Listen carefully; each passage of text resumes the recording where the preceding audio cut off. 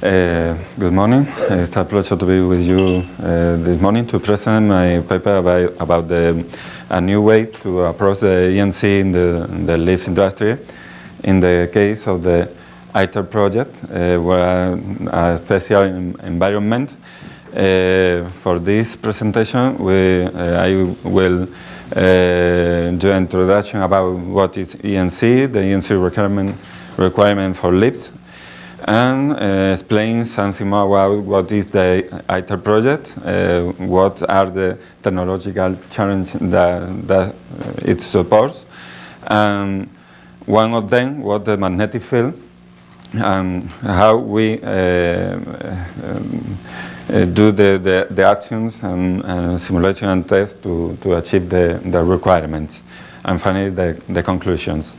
The EMC is the ability of the electrical equipment to function satisfactorily in its electromagnetic environment.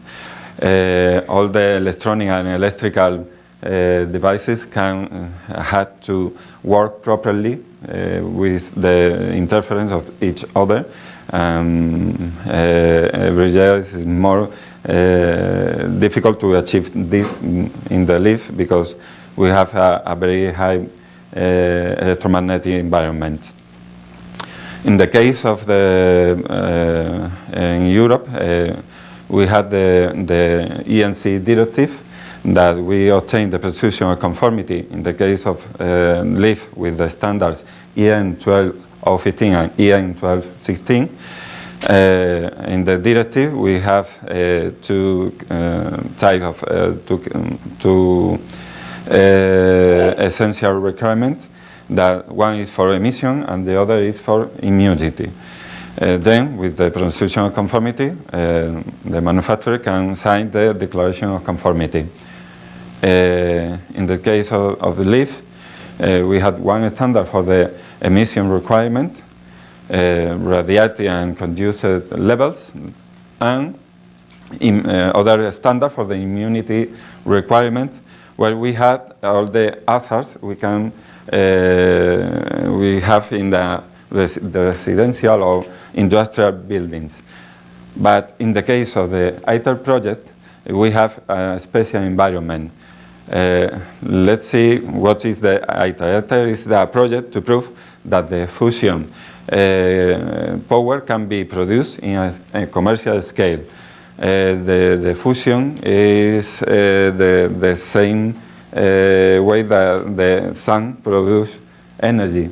And now this facility is being built in the southern of France by the partnership of 35 countries. In that building, we had to install the leaf in a special environment. To know what is the special in this case,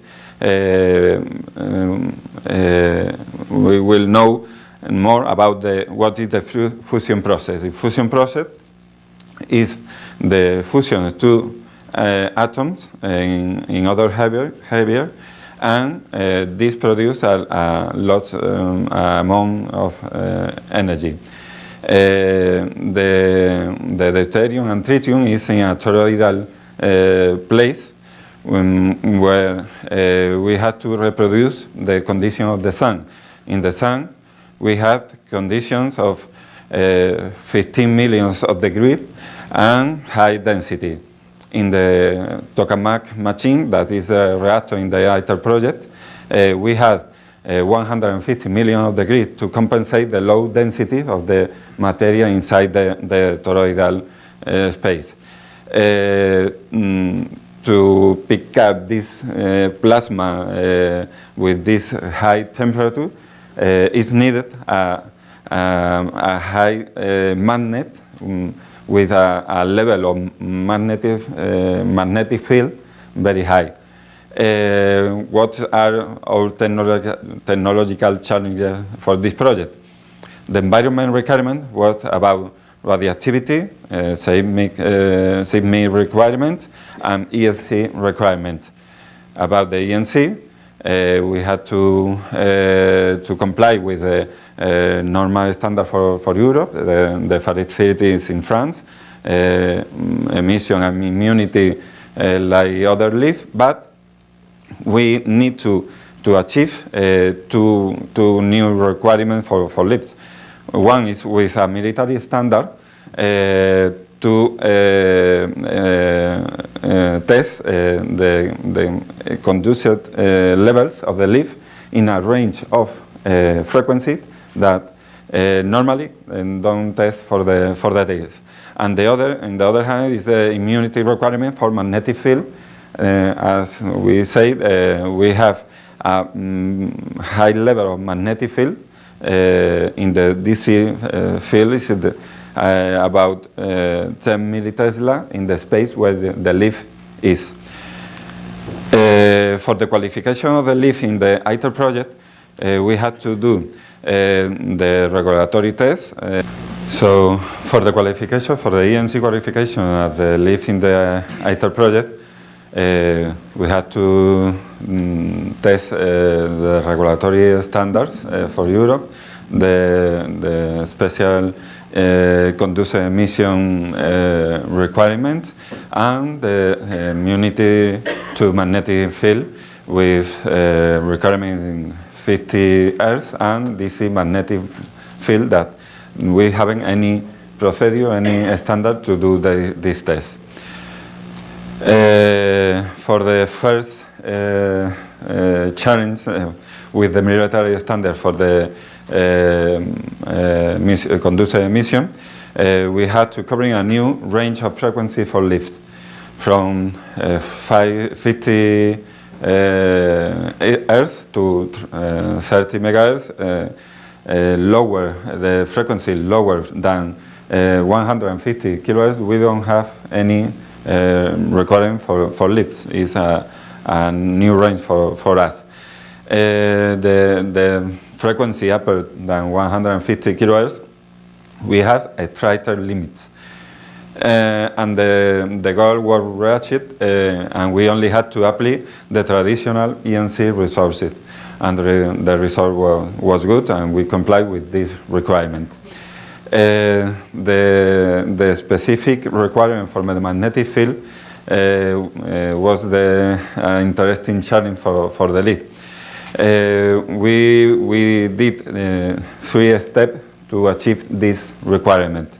In the first, we did an analysis, a documentary and detailed review of the requirement in magnetic field. We reviewed the design of the leaf to locate critical components. For example, the magnetic position in a leaf don't work with the high level of magnetic field we have in this building. So we changed the magnetic positioning for other photoelectric positioning.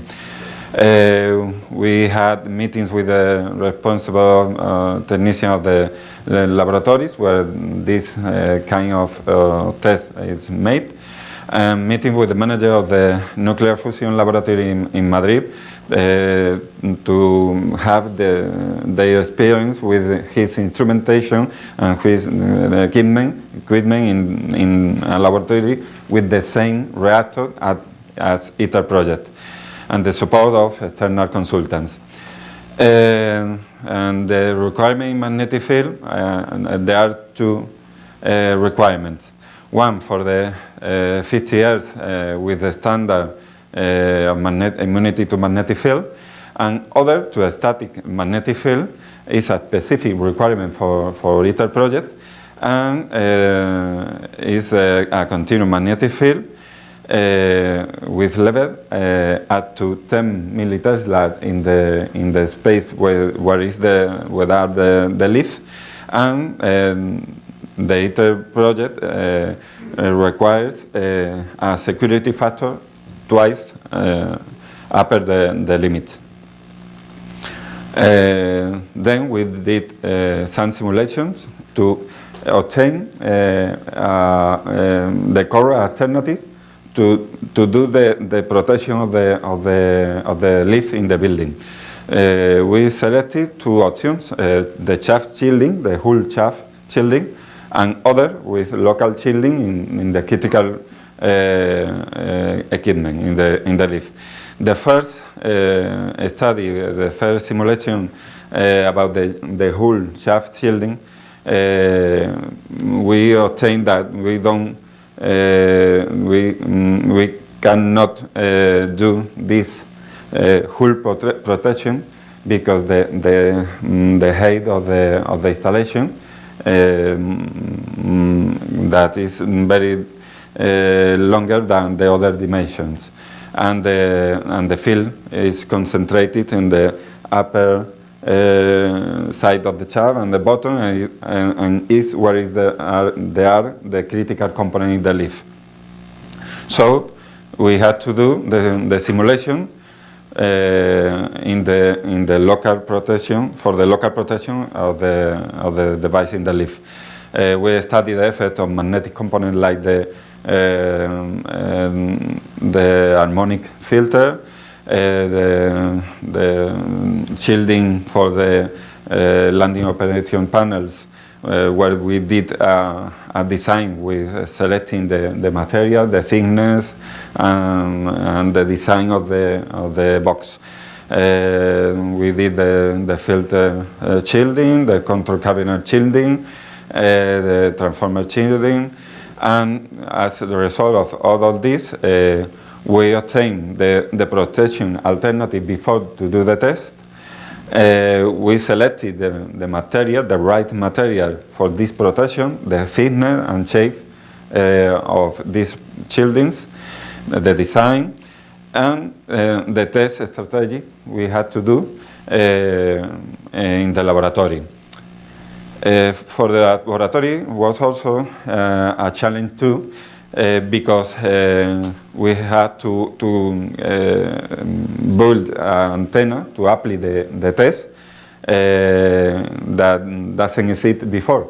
It's a new antenna, it's a new instrument. We innovate with the instrumentation in the laboratory because this kind of test was never been done before. In the laboratory, we did a procedure because we don't have a standard, a procedure where we can use to do the test. So we use three kind of requirements. One is general, is the usually use for the immunity test.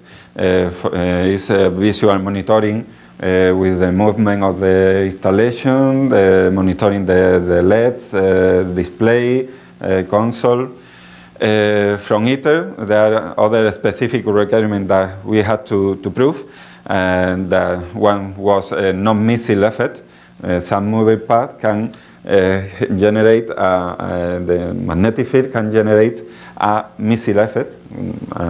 Little piece can fly to other point, and this is very dangerous for the passenger in the lift and for the people that work in the maintenance of the lift. Not fire, because the magnetic field can produce currents in the metallic part of the lift and increase the temperature in the metallic part and even produce fire. Another specific bias, measuring the residual magnetism. This is important for the maintenance works because the magnetic field can produce heavy soiling in the mechanical part, and we need to know what are the critical parts to do a special maintenance. And for the filter and the whole electronics, we did current measures to prove the operation of the electronic and the filters. The measure was current with a gauge meter, with a thermographic measure for the overheating of metallic part, and the other was visual monitoring. That picture taken when we was testing. This is the special antenna built for the purpose of the testing. We test every part of the leaf, all the whole installation, all the electrical installation, the machine, the door operator, the inspection box. In these measures, measure along the test, we measure with the Gauss meter the critical path where there is the remanent magnetism.